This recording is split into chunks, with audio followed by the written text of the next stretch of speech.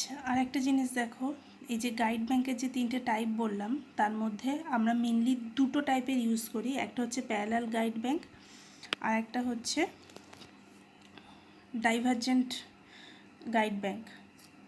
কারণ কখনো আমরা এটা খুব রেয়ারলি ইউজ করা হয় কনভার্জেন্ট ডায়াগ্রাম, কারণ আপস্ট্রিম সাইডে ওয়াটারের ফ্লোটা বেশি হয়, ভলিউম অফ ওয়াটারটা বেশি থাকে, তার ভেলোসিটিটা বেশি থাকে, স্পিডটা বেশি থাকে, সো ওয়াটার প্রেশারটাও বেশি থাকে। সো এখানে কখনো ওরকম মেনলি আমরা ইউজ করি না যে আপস্ট্রিম সাইডে গাইড ব্যাংকের উইথ কম আর ডাউনস্ট্রিম সাইডে সেটা আমরা বাড়িয়ে দিলাম, কারণ এখানে ওয়াটারের যেহেতু স্পিডটা বেশি থাকে, ওয়াটার প্রেশারটা বেশি চলে আসে, তাই আপস্ট্রিম সাইডে তুমি যদি এরকম উইথটা কমিয়ে দাও তাহলে এটা ভেঙে যাওয়ার টেন্ডেন্সি থাকে, মানে গাইড ব্যাংকটা ওয়াটারের যে প্রেশারটা সেটা নিতে পারে না, প্রোটেক্ট তো দূরের কথা, প্রেশারটা নিতেই পারবে না। সো আমরা এই কনভার্জেন্ট গাইড ব্যাংকটা খুব রেয়ারলি ইউজ করে থাকি। আচ্ছা, তোমরা যে রিভার ট্রেনিং হেড রেগুলেটরের যে ড্রয়িংটা দেখলে একটু আগে, হেড রেগুলেটর সিস্টেমের যে ড্রয়িংটা দেখলে ওটা খাতায় ড্র করে নেবে। তার যে কম্পোনেন্টগুলো আছে, কী কী কম্পোনেন্ট আছে দেখো, ড্রয়িংটা দেখলে তোমরা বুঝতে পারবে। খাতায় ড্র করে নেওয়ার পর তারপর দেখবে কী কী আমরা কম্পোনেন্ট পাবো। হচ্ছে হেড রেগুলেটর পাবো, রিভার ট্রেনিং ওয়ার্ক সিস্টেম পাবো, ডিভাইড ওয়াল পাবো, আন্ডার স্লুইস পাবো, ফিশ ল্যাডার কম্পোনেন্ট আছে, ইমপারভিয়াস ফ্লোর আছে, পারভিয়াস ফ্লোর আছে, আর আছে শাটার বা গেট। হেড রেগুলেটরটা কি? It is the canal off take structure. এর ফাংশনটা কি? To admit water into the canal, to regulate supply of canal, to measure canal flow and to control silt entry. Head রেগুলেটরের কী কী কাজ? Head রেগুলেটরের কাজ হচ্ছে আপস্ট্রিম সাইডে যে ওয়াটারটা আমি স্টোর করে রেখেছি সেই স্টোরড ওয়াটারটা ক্যানেলের মধ্যে থেকে ডিস্ট্রিবিউট করা। দেন হচ্ছে টু রেগুলেট সাপ্লাই দ্য ক্যানেলে কতটা ওয়াটার আমি সাপ্লাই করব, আমার কতটা ওয়াটার রিকোয়ার্ড সেই বুঝেই আমরা ক্যানেলের মধ্যে থেকে ওয়াটার সাপ্লাই করি, বা ক্যানেল ডিজাইন করে আমরা যে ক্যাপাসিটি অফ ক্যানেল যেটা বের করে নিই তার উপরে বেস করেই আমরা হেড রেগুলেটর দিয়ে ওয়াটারটাকে পাস করাই। So to regulate supply to canal. And number 3 হচ্ছে to measure canal flow and to control silt entry. কারণ ড্রয়িংটাতে দেখতে পাবে ক্যানেল হেডের কাছে, হেড রেগুলেটরের ঠিক পরেই একটা সিল্ট ইজেক্টর থাকে। কেন থাকে সেটাও বললাম, যে ক্যানেল হেড রেগুলেটরের মধ্যে থেকে যদি কোনো সিল্ট পাস করে যায়, কোনো সিল্ট মিনস সিল্ট তো পাস করেই, সেগুলোকে ফার্দার ফিল্টার করার জন্য আমাদের সিল্ট ইজেক্টর প্রোভাইড করতে হয়। হচ্ছে রিভার ট্রেনিং ওয়ার্কের মধ্যে আবার কম্পোনেন্ট আছে অনেকগুলো। রিভার ট্রেনিং ওয়ার্কের মধ্যে কী কী কম্পোনেন্ট আছে, মানে আমি যে পুরো হেড রেগুলেটর যে সিস্টেমটা তার মধ্যে কোন কোন কম্পোনেন্ট দিয়ে আমি রিভারটাকে ট্রেন করছি, রিভারটাকে নিজের মতন করে কন্ট্রোল করছি, সেগুলো হচ্ছে গাইড ব্যাংক আছে, মার্জিনাল বাঁধ আছে, স্পার আছে, আরও অনেক কিছু আছে। সো এগুলো হচ্ছে মেনলি ওই ড্রয়িংটা থেকে আমরা দেখতে পাবো। সেই রিভার ট্রেনিং ওয়ার্কের ফাংশনটা কি? To provide smooth approach of water to well. আমরা যে দেখলাম যে আপস্ট্রিম সাইডে রিভারের উইথটা অনেকটা বেশি ছিল, প্লাস ওয়াটারের ফ্লোটাও অনেকটা ছিল, ওয়াটার প্রেশার বেশি ছিল। সো সেই ওয়াটারটাকে স্মুথলি ডাউনস্ট্রিম সাইডে পাঠানোর জন্য আমরা ফার্স্টে কি ইউজ করেছিলাম, ড্রয়িংটাতে দেখো, আমরা ফার্স্টেই যেটা ইউজ করেছিলাম সেটা হচ্ছে মার্জিনাল এমবাঁকমেন্ট আমরা ইউজ করেছিলাম। দেন তারপর ইউজ করেছিলাম রিটায়ার্ড এমবাঁকমেন্ট, দেন ফ্লাড এমবাঁকমেন্ট। তো এই মার্জিনাল এমবাঁকমেন্টের ওখান থেকে রিভারের যে ওয়াটার ফ্লো সেটা যাতে স্মুথলি আমার ওয়্যার বা ব্যারেজ পর্যন্ত যাতে আসতে পারে, তার জন্য আমরা রিভার ট্রেনিং ওয়ার্ক করি। আর হচ্ছে to prevent the river from out flanking, আর একটা হচ্ছে to prevent additional area from submergence. আমি যখন আপস্ট্রিমের হিউজ ওয়াটারটাকে যখন কোথাও গিয়ে থামিয়ে দিচ্ছি, হঠাৎ করে সাডেনলি তার ন্যাচারাল ফ্লোটাকে ডিস্টার্ব করছি, তখন ওয়াটারটা কি চাইবে, পাশে আপস্ট্রিম সাইডের ব্যাঙ্কগুলোর ওপরে উঠে যেতে। তখন কি হবে, একটা ফ্লাড সিচুয়েশান তৈরি হবে। তো সেটা যাতে না হয়, সেই অ্যাডিশনাল এরিয়াটা যাতে সাবমার্জেন্স না হয়, জলের নিচে যাতে চলে না যায়, সেই জিনিসটাকে প্রিভেন্ট করার জন্য আমরা রিভার ট্রেনিং ওয়ার্ক করে থাকি। দেন হচ্ছে ডাইভার্ট ওয়াল। ডাইভার্ট ওয়ালের কাজ কী, এটা জিনিসটা, it's a long wall or is a long wall constructed at right angle to where axis existing up to the upstream end of canal head regulator. দেখো তোমরা ড্রয়িংয়ে যে ফিশ ল্যাডার যেখানে আছে, সেই ফিশ ল্যাডারের পাশে যে দুটো বড় ওয়াল আছে, যে দুটো ওয়ালের মধ্যে আমাদের এই যে পোর্শন, এই যে দুটো ওয়াল দেখতে পাচ্ছ, এই দুটো হচ্ছে ডাইভার্টেড ওয়াল।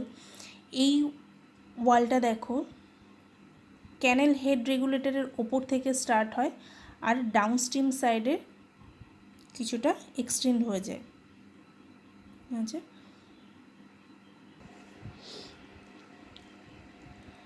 তো যেটু ডাইভার্ট ওয়াল কি বোঝা গেল। দেন এর কী ফাংশন, এই ওয়ালটা কী হেল্প করে, হচ্ছে to prevent cross current at head regulator, then to separate undersluice from main wire.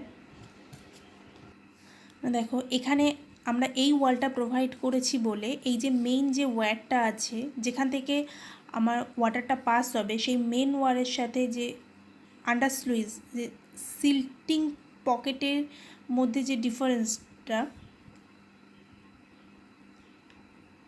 সেই ডিভাইড ওয়ালের কাজ করছে এই ওয়ালটা। আদারওয়াইজ কী হতো, এই সিল্টটার সাথে এই সিল্টগুলো আমার নর্মাল যে ফ্লো সেটার সাথে ম্যাচ আপ হয়ে যেত, তাহলে আমরা ওয়াটার থেকে সিলটাকে আলাদা করতে পারতাম না। এই ওয়ালটা দিয়েই আমাদের এই দুটো পোর্শনকে সেপারেট করা আছে। Then to serve as a silt trap,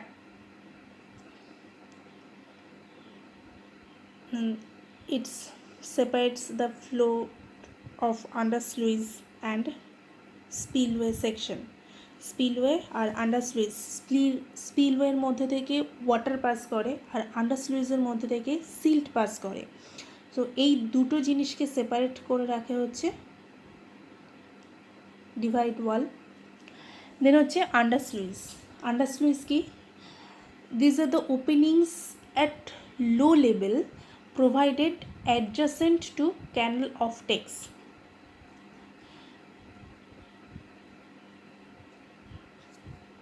এই যে আন্ডারস্লুইসটা আছে, এই আন্ডারস্লুইস অ্যাডজাস্ট করা যায়। এই ড্রয়িংটাতে দেখো এগুলো হচ্ছে এক একটা চ্যানেল, এদিকেও আছে, এদিকেও আছে। এগুলো হচ্ছে ওপেন, এগুলো এই প্রত্যেকটাই কিন্তু হলো সেকশন। এখানে একটা ওপেনিং আছে আর এর ডাউনস্ট্রিম সাইডে এখানে একটা ওপেনিং আছে। এবার এখানে এই তিনটে স্টেপে কেন দেয়া আছে, এই যে এটা এই স্টেপ মিন্স হচ্ছে এক একটা লেয়ার, মিন্স এই পোর্শনে যে সিল্টগুলো সেডিমেন্ট হবে, যে সিল্টগুলো স্টোর হবে, সেটা এখানে গেট সিস্টেম আছে। এই গেটটা যদি আমি ওপেন করি তাহলে এই পোর্শনের যত সিল্ট আছে সেগুলো সব এখান থেকে পাস করে যাবে। দেন তার নিচের এই পোর্শনে যে সিল্টগুলো সেডিমেন্ট হবে সেটা এই গেটের মধ্যে থেকে পাস করে যাবে, এই আন্ডারস্লুইসের মধ্যে থেকে। আর তার নিচের মানে আরও টুয়ার্ড ডাউনস্ট্রিমের দিকে যে সিল্টগুলো জমা হবে সেগুলো এটা থেকে পাস করে যাবে। সো এই জন্যই এটা হচ্ছে একটা অ্যাডজাসেন্ট কম্পোনেন্ট। এটার কাজ কি, ফাংশন কি? To remove silt deposit, to maintain the clear well defined river channel approaching to head regulator. Head regulator পর্যন্ত যখন ওয়াটারটা যাবে তখন যাতে ক্লিন ওয়াটার যায়, ক্লিন ওয়েল ডিফাইন্ড ওয়াটার যাতে পাস করে ক্যানেলের মধ্যে থেকে।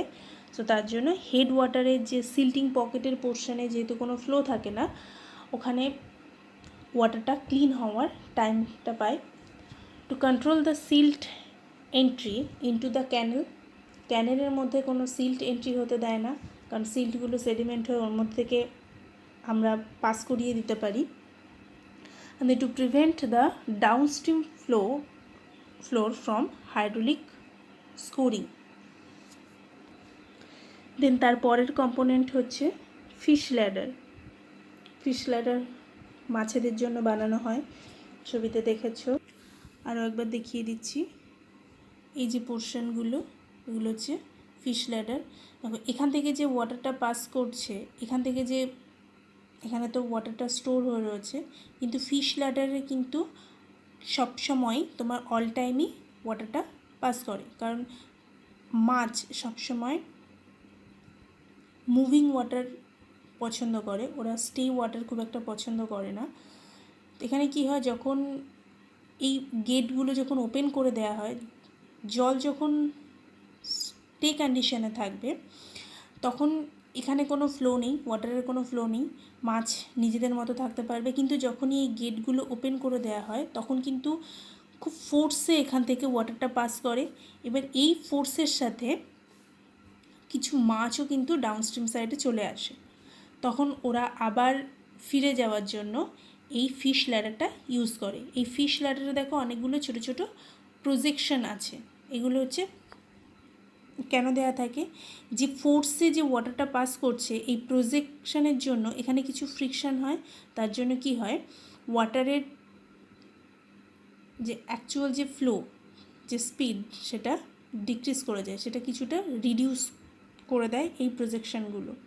তাতে কী হয়, মাছেরা জাস্ট এই জিগজ্যাগ ওয়েতে আস্তে আস্তে আস্তে আস্তে ডাউনস্ট্রিম থেকে আবার আপস্ট্রিমে চলে আসতে পারে। একটা মজার কথা হচ্ছে, মাছ তো এখানে যখন ঢুকে যায় ওয়াটারের ফোর্সের জন্য ঢুকে যায়, মেনলি দেখবে এই যে মার্জিনাল ব্যাঙ্কের যে এই পোর্শনগুলো, এই যে এম্বাঙ্কমেন্টের যে পোর্শনগুলো, এখানে দেখবে ফিশিং সিস্টেম থাকে, টাকা দিয়ে মাছ ধরার সিস্টেম থাকে, বা নর্মালি অনেকে এমনিও মাছ ধরে। অ্যাকচুয়ালি এই যে পোর্শনটা, এই পোর্শনে কখনো ওয়াটার ফ্লো করে না, এই পোর্শনগুলোর ওয়াটার সবসময়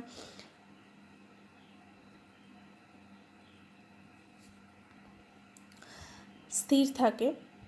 নর্মালি এই জায়গায় মাছেরা কিন্তু ঘোরাফেরা করে, যার জন্য এখানে এই যে পোর্শনগুলো, এই পোর্শনগুলোতেই আমাদের ফিশিং সিস্টেম করা থাকে। এখানে দেখবে টাকা দিয়ে মাছ ধরতে দেয়। ফিশ ল্যাডারের ডেফিনেশনটা কী হবে, it is a narrow through opening along the divide wall with baffles, যে প্রজেকশনগুলো যেগুলো থাকে, to reduce the velocity of flow. It is provided adjacent to divide wall. এটা ডিভাইড ওয়ালের সাথেই প্রোভাইড করা থাকে, এটা ডিভাইড ওয়ালের থেকে আলাদা হয় না, ডিভাইড ওয়াল যেখানে থাকে তার ঠিক সাথেই প্রোভাইড করা থাকে। কখনো কখনো দুটো ডিভাইড ওয়ালের সাথেই প্রোভাইড করা থাকে, আবার কখনো কখনো কোনো একটা ডিভাইড ওয়ালেও প্রোভাইড করা থাকে। ফাংশনটি কি, it is gives a path to fish for coming from downstream to upstream, downstream থেকে আপস্ট্রিমে আসার জন্য একটা মাছেদের রাস্তা তৈরি করে দেয়। দেন হচ্ছে ইম্পারভিয়াস ফ্লোর। ইম্পারভিয়াস ফ্লোর কি, it is the obstruction constructed across the river, it consists of upstream apron.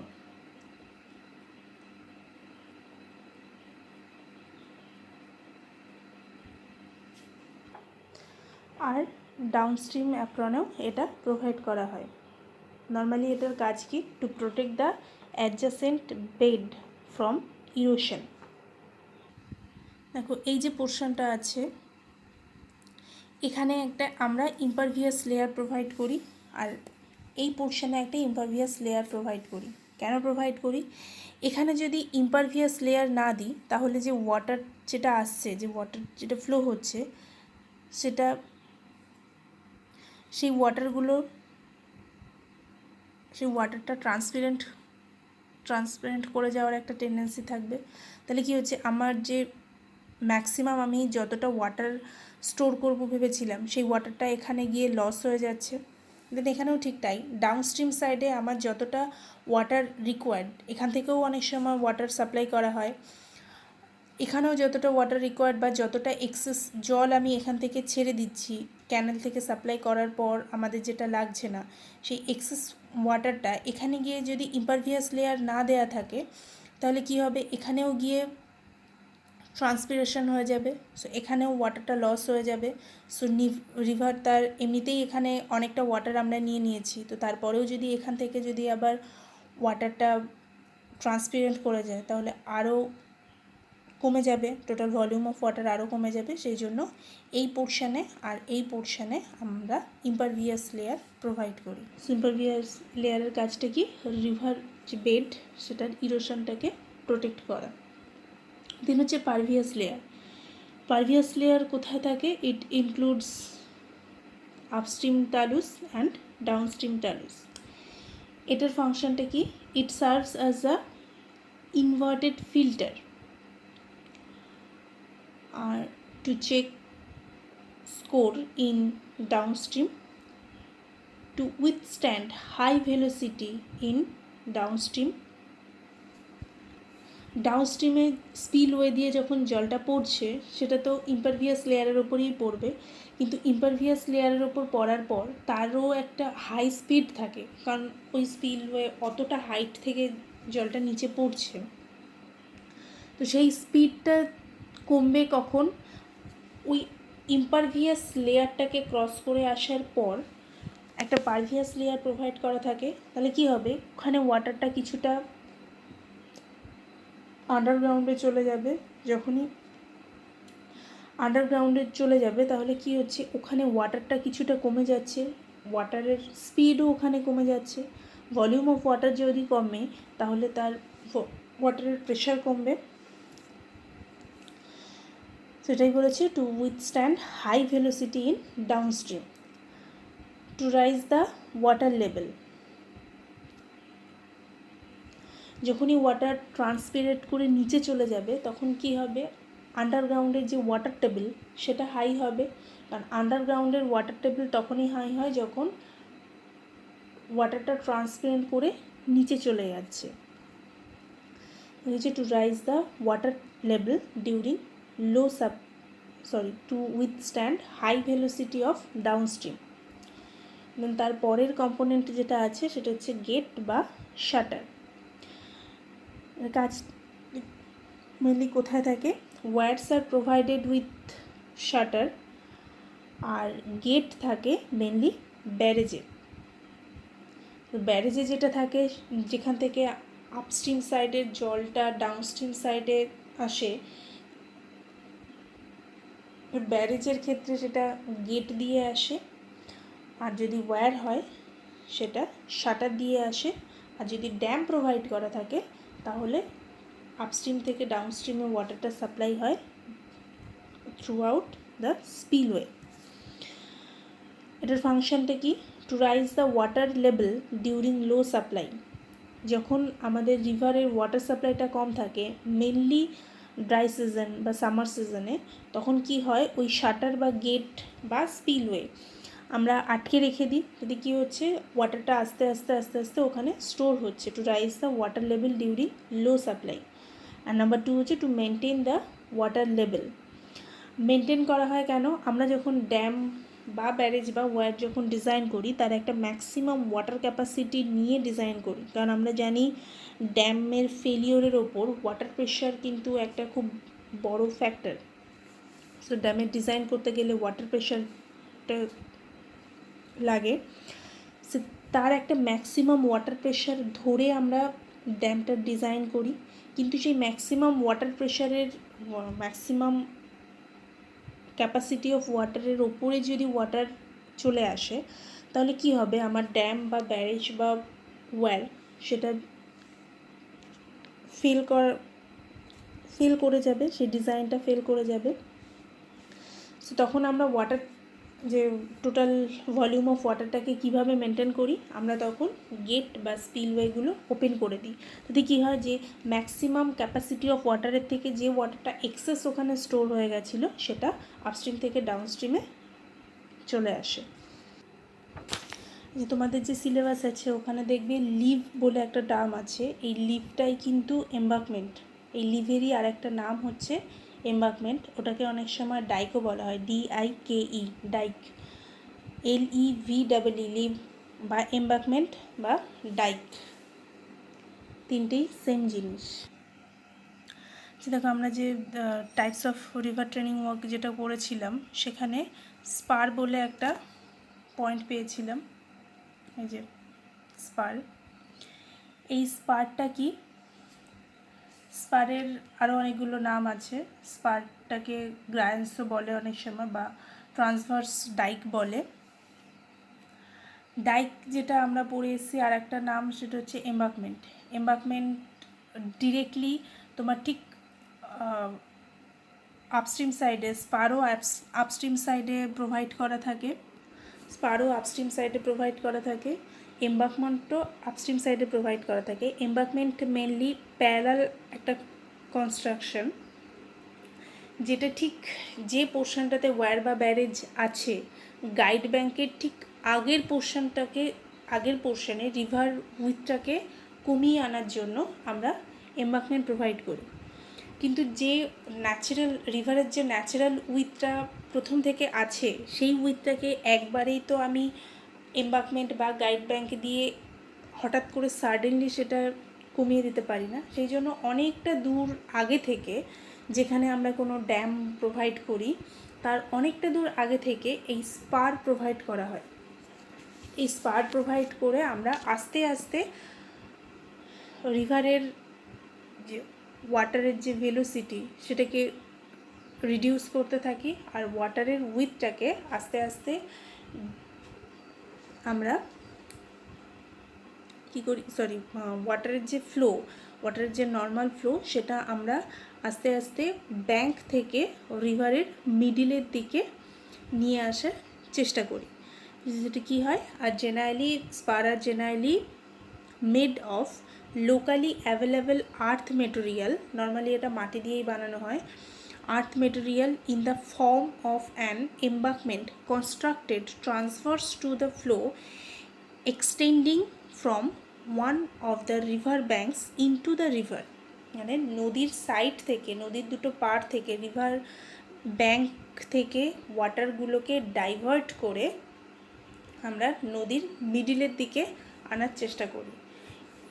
যে কম্পোনেন্টগুলো দিয়ে, সেগুলোকেই বলা হয় স্পার বা গ্রায়ান্স।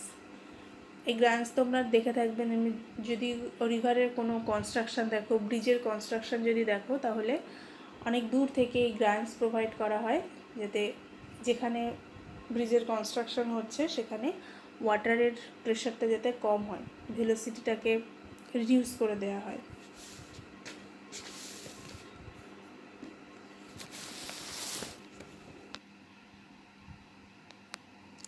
দেখো টাইপস অফ স্পার,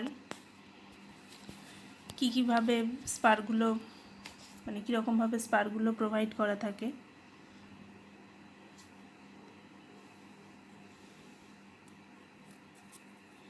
এটা হচ্ছে রিভার ব্যাঙ্ক, এটা হচ্ছে ডিরেকশন অফ ফ্লো। মানে আমরা ডিরেকশন অফ ফ্লো এদিক থেকে অ্যারো এদিকে আছে, মানে এটা হচ্ছে আমার রিভারের আপস্ট্রিম পোর্শন, আর মোটামুটি এই পোর্শন এর থেকে কিছুটা ছাড়িয়ে গিয়ে আমার এদিকে ডাউনস্ট্রিম পোর্শন থাকবে, কারণ ডিরেকশন অফ ফ্লো এদিকে দেখাচ্ছে। সো যেখানে আমার ওয়্যার বা ড্যাম বা ব্যারেজ প্রোভাইড করা হবে, তার অনেকটা আগে আমি স্পার প্রোভাইড করব। সো স্পারগুলো যদি দেখতে এই টাইপের হয়, যদি পুরো রিভার ব্যাঙ্কের সাথে 90 ডিগ্রি অ্যাঙ্গেল করে থাকে, তাহলে এটাকে বলা হয়, তাহলে এই স্পারগুলোকে বলা হয় স্ট্রেট স্পার। রিভার ব্যাঙ্কের সাথে যখন এই স্পার 90 ডিগ্রি অ্যাঙ্গেল করে থাকে তখন এগুলোকে বলা হয় স্ট্রেট পার। আর যখন ডিরেকশন অফ ফ্লো কিন্তু সবই এদিক থেকে এদিক, মানে লেফট টু রাইট, যতগুলো স্পার দেখতে পাচ্ছ সবগুলোরই direction of flow left to right. এইরকম যখন থাকে, মানে ডিরেকশন অফ ফ্লোর ঠিক অপোজিটে যখন অ্যাঙ্গেল করে থাকে তখন এটাকে বলা হয় attracting spare. Attracting spare means কি, দেখো এই পোর্শনটায় এইভাবে কনস্ট্রাক্ট করা মিন্স হচ্ছে এই যে ওয়াটারগুলো আছে, এই পোর্শনে যে ওয়াটারগুলো আছে, এটা হচ্ছে রিভার ব্যাঙ্ক। এই পোর্শনে যে ওয়াটারগুলো আছে সেগুলো এখানে গিয়ে কী হবে, এখানে একটা ফ্রিকশান হবে, দেন এরা কী করবে, এদিকে মুভ করবে। তার মানে কি, আমি রিভার ব্যাঙ্ক থেকে, রিভার ব্যাঙ্কের সাইডে যে ওয়াটারগুলো আছে সেই ওয়াটারগুলোকে আমি রিভারের মিডিলের দিকে যাওয়ার জন্য অ্যাট্রাক্ট করছি, বুঝছে? সো এই রকম যে স্পারগুলো প্রোভাইড করা হয় এগুলোকে বলা হয় অ্যাট্রাক্টিং স্পার। দেখো স্ট্রেট পার অনেকটা এরিয়া কভার করে স্ট্রেট স্পার। এখানে যেটা আছে সেডিমেন্টিং স্পার, এই একটু কম এরিয়া কভার করে। এটার কাজ হচ্ছে যে এখানে এসে ওয়াটারগুলো স্টিল কন্ডিশনে চলে আসবে, অনেকক্ষণ স্টে করবে। এখানে কী হবে, এই যে সিল্টগুলো যেগুলো নিয়ে আসছে, এই সিল্ট ও কিছুটা এখানে সেডিমেন্ট করে দেবে।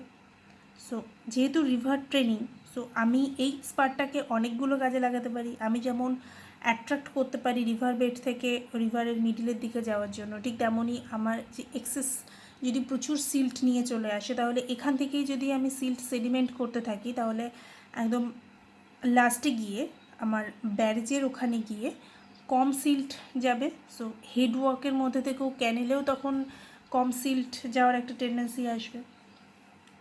এই শেপে যখন থাকে, সবই direction of flow left to right এখানে দেওয়া আছে, এই শেপে যখন থাকে এটাকে বলা হয় ডিফ্লেক্টিং স্পার।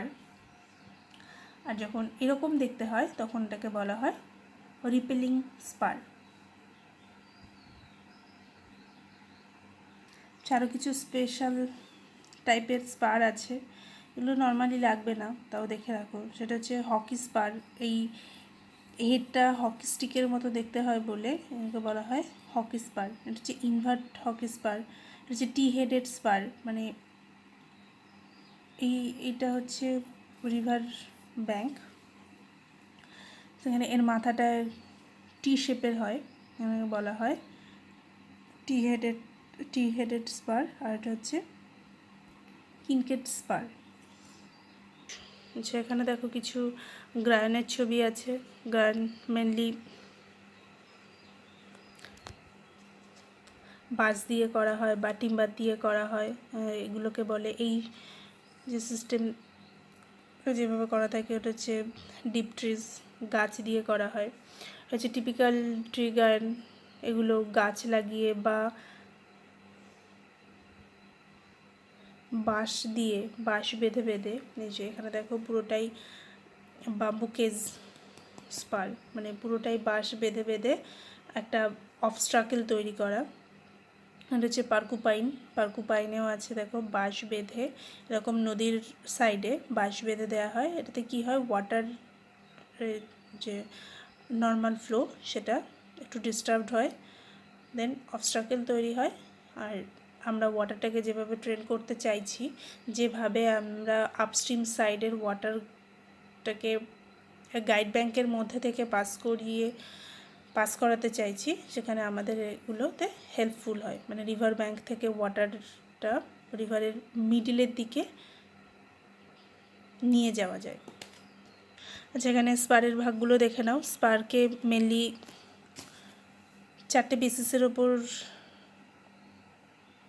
ডিপেন্ড করে ভাগ করা যায়।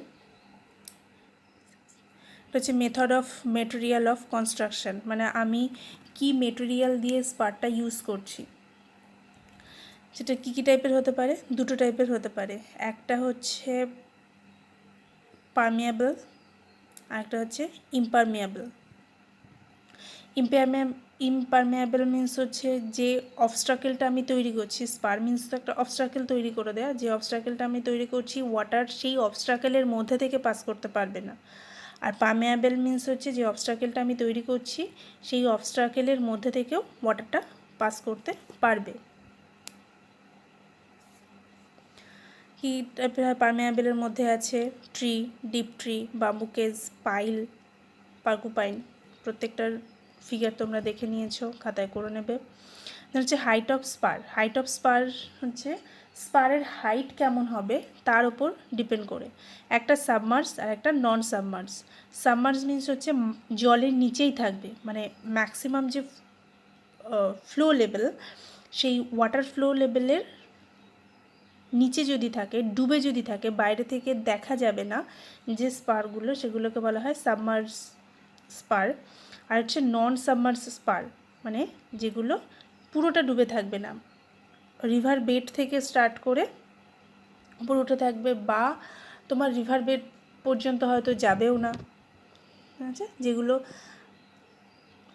মানে আমরা তো রিভার ব্যাঙ্কের সাইডে যেহেতু প্রোভাইড করছি, হয়তো পুরো ডেপথ পর্যন্ত আমরা প্রোভাইড করলাম না, আমরা সার্টেন কিছুটা ডেপথ পর্যন্ত প্রোভাইড করলাম, কিন্তু সেটা ওপর থেকে দেখা যাচ্ছে, ফ্লো লেভেলের ওপর থেকে দেখা যাচ্ছে। সো সেটা হয়ে যাবে তখন নন সাবমার্জেন্স স্পার। আর যদি ডুবে থাকে, যদি বাইরে থেকে দেখা না যায়, তখন সেটা হয়ে যাবে সাবমার্জেন্স স্পার। আর একটা হচ্ছে ফাংশনের উপর ডিপেন্ড করে, কি টাইপের কাজ করছে তার উপর ডিপেন্ড করে স্পার। ছবিগুলো দেখেছো, straight spur, this is straight spur. হচ্ছে অ্যাট্রাক্টিং স্পার। অ্যাট্রাক্টিং স্পার হচ্ছে ডাউনস্ট্রিমের দিকে 30 ডিগ্রি টু 60 ডিগ্রি অ্যাঙ্গেল করা থাকে। দেখো, এটা হচ্ছে ডাউনস্ট্রিম, এটা হচ্ছে ফ্লো, ডিরেকশন অফ ফ্লো এটা। সো ডাউনস্ট্রিমের দিকে আমার 30 ডিগ্রি থেকে 60 ডিগ্রি পর্যন্ত এটা অ্যাঙ্গেল করা থাকবে। আচ্ছা, দেন হচ্ছে ডিফ্লেক্টিং স্পার। ডিফ্লেক্টিং স্পার কী হবে? আপস্ট্রিমের দিকে 60 ডিগ্রি থেকে 70 ডিগ্রি অ্যাঙ্গেলে করা থাকবে, হচ্ছে ডিফ্লেক্টিং স্পার। কারণ শুধু ছবি যখন দেখেছিলে তোমাদের বুঝতে প্রবলেম হচ্ছিল যে ডিফ্লেক্টিং স্পার আর রিপেলিং স্পারের মধ্যে ডিফারেন্স কী। দুটোই তো একই রকম দেখতে, বাট তার একটা অ্যাঙ্গেলের ডিফারেন্স থাকে। ডিফ্লেক্টিং স্পার যেটা হয় সেটা 60 ডিগ্রি টু 70 ডিগ্রি আপস্ট্রিমের দিকে করা থাকে। আর রিপেলিং স্পার হচ্ছে আপস্ট্রিমের দিকে 45 টু 60 ডিগ্রি থাকে। 45 টু 60 ডিগ্রি, এই অ্যাঙ্গেলটা 45 টু 60 ডিগ্রি হয়। আপস্ট্রিম সাইড এটা, প্রত্যেকটা স্পারেরই আপস্ট্রিম সাইড এটা। সো এটা 60 degree to 45 degree to 60 degree হয় রিপেলিং স্পার হলে, আর ডিফ্লেটিং স্পার হলে আপস্ট্রিমের দিকে এটার অ্যাঙ্গেলটা হয় 60 ডিগ্রি টু 70 ডিগ্রি। দেন হচ্ছে স্পেশাল টাইপসের ছবি দেখে নিয়েছো, কী কী হয়?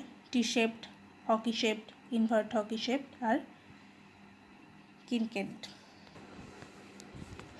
স্পারের কিছু এসেনশিয়াল রিকোয়ারমেন্ট আছে, কেন আমরা স্পার প্রোভাইড করব। নাম্বার 1 হচ্ছে fairly stable and strong to withstand river action. Then number 2, proper alignment and angle to meet the objective. Number 3, top level sufficiently above high flood level. High flood level সময় দেখবে capital HFL লেখা থাকে, capital H, capital F, capital L, high flood level. Next হচ্ছে strong upstream head,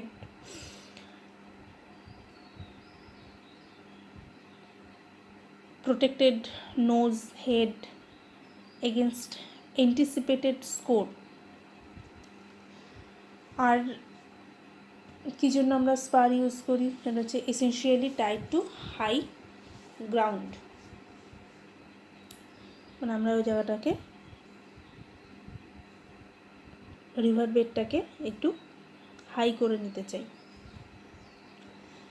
স্পারের কী কী function আছে? ফাংশনগুলো হচ্ছে, spare অনেকগুলো ফাংশনই আছে স্পারের, তার মধ্যে কী কী হতে পারে হচ্ছে trapping bed load to build up new river banks,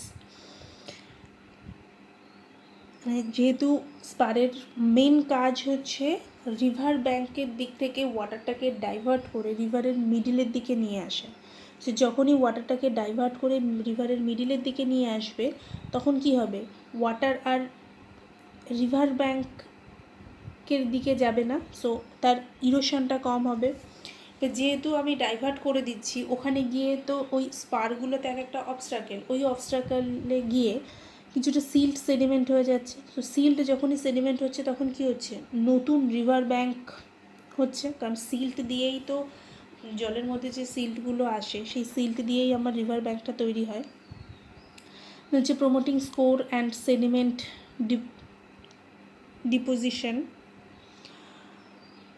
contracting with river channel for establishing normal channel with usually for improving depth for navigation.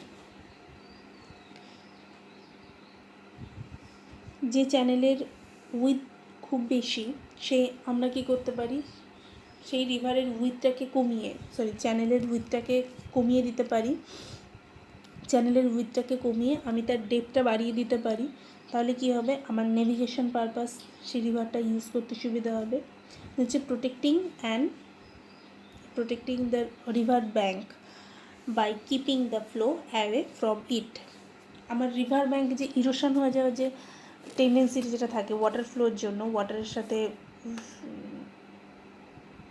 ধাক্কা খেয়ে, সেটাকে আমরা প্রিভেন্ট করতে পারি কীভাবে, কারণ ওয়াটার যদি আমি রিভার ব্যাঙ্কের দিকে যদি যেতে না দিই, ওয়াটারকে যদি আমি সবসময় রিভারের মিডিলের দিকে কনভার্ট করে দিই তাহলে রিভার ব্যাঙ্ক ইরোশনটা কমবে। Then creating the slack flow zone with the object of silting up the area, যে training the river along the desired course to reduce concentration of flow at the point of attack, guiding or deflecting the axis of flow। যে আমি আগেই বললাম যে হঠাৎ করে suddenly যদি আমি রিভারের উইথটাকে যদি কমিয়ে দেওয়ার চেষ্টা করি, রিভারের ফ্লোটাকে যদি পুরোপুরি আটকে দিই তাহলে কী হবে, ওয়াটারের প্রেশারটা অনেক বেড়ে যাবে। সো ওয়াটার বুঝে উঠতে পারবে না যে হঠাৎ করে কী এমন হলো যে ওদের স্পিডটা কমে গেল বা ওদের উইথটা কমে গেল। সেই জন্য আগে থেকে তাদেরকে একটু একটু করে জাস্ট ওয়ার্নিং দেয়া যে তোমাদের স্পিড কমছে, তোমাদের ভেলোসিটি কমিয়ে দিচ্ছি, অবস্ট্রাকেল দিয়ে দিচ্ছি, বা তোমাদের উইথটা কিন্তু আস্তে আস্তে কমিয়ে দিচ্ছি। তাতে কি হবে, ওয়াটারটা আস্তে আস্তে বুঝবে যে না, সামনে গিয়ে হয়তো আরও উইথ কমতে পারে বা আরও স্পিড কমতে পারে।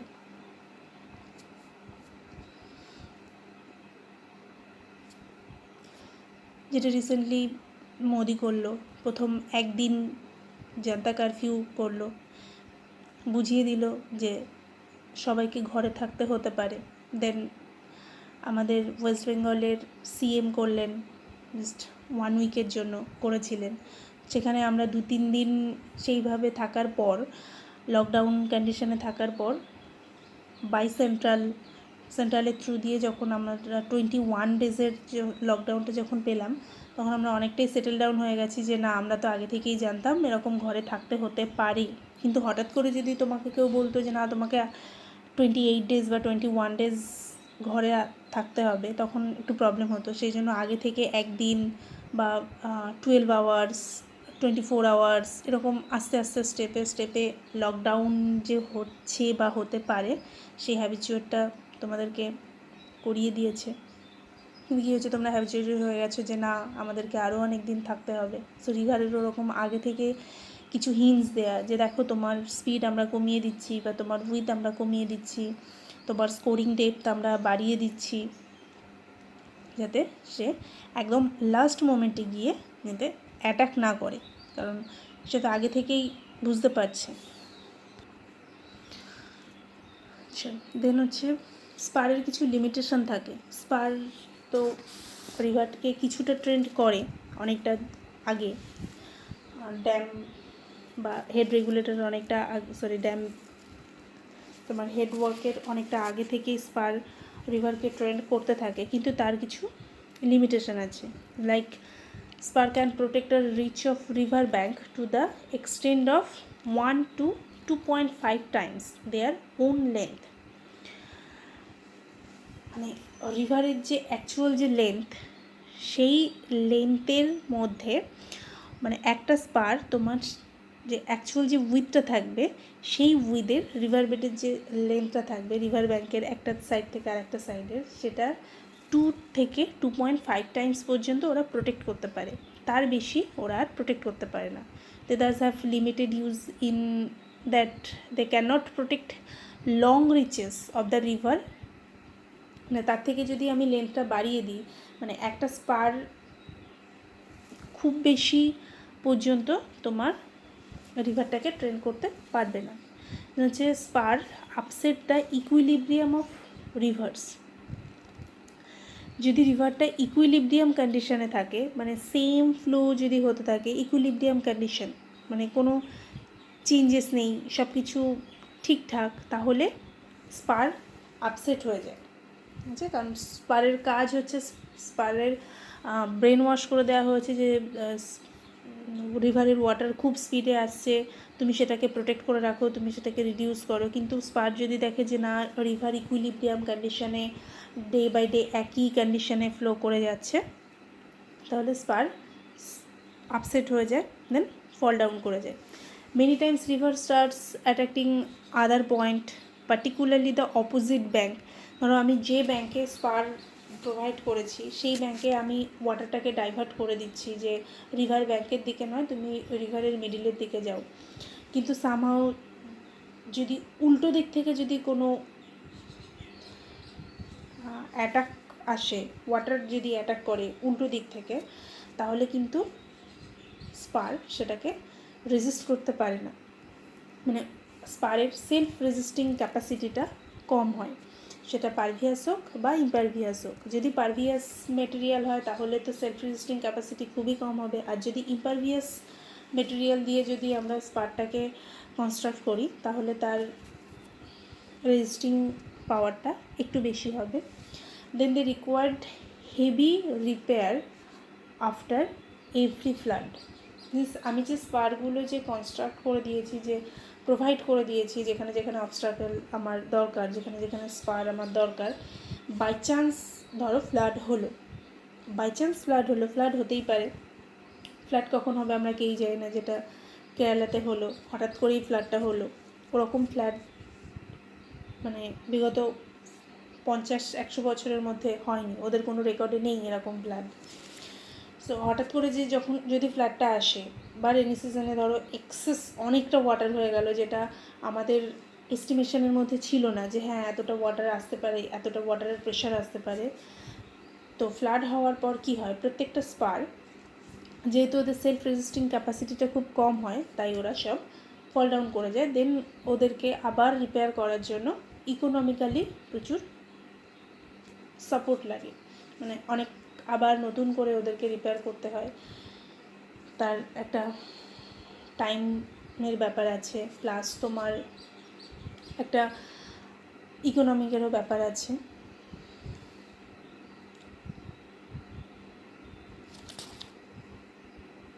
আচ্ছা, লাস্টে যেটা দেখানোর, দেখো আমরা যে স্পারগুলো যে আলাদা আলাদাভাবে দেখলাম, ওই স্পারগুলো তো অ্যাকচুয়ালি আলাদা আলাদাভাবে প্রোভাইড করা থাকে না। পুরো রিভারটার মধ্যে সাপোজ এখানে আমি ড্যাম প্রোভাইড করব, ঠিক আছে, সো অনেক দূর আগে থেকে আমার স্পারগুলো প্রোভাইড করা হয়। এবার প্রত্যেকটা স্পার আমরা যে দেখে আসলাম, স্প্রেড স্পার, তারপর attracting spur, deflecting spur, repelling spur, এগুলোর কাজটা কি, এগুলো কোথায় আমরা কখন প্রোভাইড করব, এগুলো কি যখন ইচ্ছা যেখানে ইচ্ছা যে কোনো রিভার ব্যাঙ্কের পাশে আমি প্রোভাইড করতে পারি? না, সেটা আমি পারি না। আমার যেখানে যে স্পারটা দরকার আমি সেখানে সেই স্পারটাই প্রোভাইড করব। এখানে দেখো দেখানো হয়েছে, এখানে জাস্ট একটা রিভার স্টার্ট হয়েছে, ঠিক আছে, যে রিভার ফ্লো স্টার্ট হয়েছে মিন্স ছবিটাতে স্টার্ট হয়েছে, এখানে তো রিভার আসছেই ইনফিনিটিভ। তো এখান থেকে যখন আসছে আমরা ফার্স্ট এখানে দেখো মোটামুটি প্যারালাল আছে, রিভার ব্যাঙ্ক দুটো মোটামুটি প্যারালাল। সো আমি কী করলাম, দুটো সাইডে স্ট্রেট পার কনস্ট্রাক্ট করে দিলাম। দুটো সাইডে, যেহেতু দুটো রিভার ব্যাঙ্কই মোটামুটি প্যারালাল আছে। দেন দেখো এখানে গিয়ে রিভার ব্যাঙ্কটা একটু কার্ভ করে যাচ্ছে, মিন্স রিভার ব্যাঙ্কের একটা কী বলবো ডিরেকশান চেঞ্জ করার রিভারের একটা ডিরেকশান চেঞ্জ করার টেন্ডেন্সি দেখো এখান থেকে শুরু হয়ে গেছে। এত স্ট্রেট ছিল কিন্তু দেখো আস্তে আস্তে বেন্ড করে যাচ্ছে রিভারটা। এবার আমরা জানি যেখানে রিভার বেন্ড করে সেখানে কিন্তু রিভার ব্যাঙ্কের মধ্যে ডিস্টেন্স কিন্তু বেশি থাকে, যেখানে রিভার ব্যাঙ্ক বেন্ড করে সেখানে রিভার ব্যাঙ্কের মধ্যে ডিস্টেন্স বেশি থাকে। আর যখনই যেখানে বেন্ড করে সেই যে কার্ভ যেটা প্রোভাইড হয় সেই আউটার কার্ভে কিন্তু রিভার ব্যাঙ্ক ইরোশন হওয়ার টেন্ডেন্সি বেশি থাকে। আউটার যে কার্ভটা থাকে এই আউটার কার্ভে আমাদের ইরোশন হওয়ার টেন্ডেন্সি বেশি থাকে। সো ঠিক যে জায়গাটাতে রিভারটা টার্ন নেওয়ার স্টার্ট করছে সেখানে আমরা রিপেলিং স্পার ইউজ করি। রিপেলিং স্পারের অ্যাঙ্গেল কত? রিপেলিং স্পারের অ্যাঙ্গেল হচ্ছে টুয়ার্ডস আপস্ট্রিমের দিকে। এটা কিন্তু ডাউনস্ট্রিম সাইড। এই পোর্শন আস্তে আস্তে এই যে রিভারের ফ্লোটা যখন যাচ্ছে এখানে যদি আমি ড্যাম প্রোভাইড করি অবভিয়াসলি এটা আপস্ট্রিম সাইড, আর এটা হয়ে যাবে তখন ডাউনস্ট্রিম সাইড। সো আপস্ট্রিম সাইডের দিকে আমাদের রিপেলিং স্পার কতটা অ্যাঙ্গেল করে থাকে? 45 degree to 60 degree. 45 degree to 60 degree. Then যে জায়গাটাতে কার্ভ কনস্ট্রাক্ট হয়ে গেছে, মানে কার্ভ তৈরি হয়ে গেছে, পুরোটাই ডিরেকশন ও চেঞ্জ করে ফেলেছে, রিভার এই ডিরেকশানে আসছিল, দেন ও পুরোটাই যখন ডিরেকশানটা চেঞ্জ করে ফেলেছে তখন আমরা ইনার সাইডে, এখানে দেখো জল বেরিয়ে আসার একটা টেন্ডেন্সি আছে, যে নদী থেকে জল বেরিয়ে আসার একটা টেন্ডেন্সি আমরা দেখেছি। হর্সশু আইল্যান্ড বা চক্রাকৃতি হ্রদ আমরা দেখেছি, পড়েছি। সো এখানে কি হয় তখন এই রিভারের ব্যাঙ্কের ওপরে যাতে ওভারটপিং না হয়ে যায় জলটা, তার জন্য কি করা হয় রিভারের ব্যাঙ্কের দিক থেকে ওটাকে ডাইভার্ট করে রিভারের মিডিলের দিকে সরিয়ে দেওয়া হয়। মানে এই দিক থেকে যে ওয়াটারটা আসছিল সেটা যাতে ওভারটপ না করে যেতে পারে, ওভারটপিং যাতে না হয় সেই জন্য জলটাকে ডাইভার্ট করে দেওয়া হয়, ওয়াটারটাকে বোঝানো হয় যে তুমি এদিকে এসো না, তুমি রিভারের মিডিলের দিকে যাও। দেন আমরা অ্যাট্রাক্টিং স্পার ইউজ করি। অ্যাট্রাক্টিং স্পার কত ডিগ্রি অ্যাঙ্গেলে থাকে? ডাউনস্ট্রিমের সাথে 30 ডিগ্রি টু 60 ডিগ্রি অ্যাঙ্গেলে থাকে। ডাউনস্ট্রিমের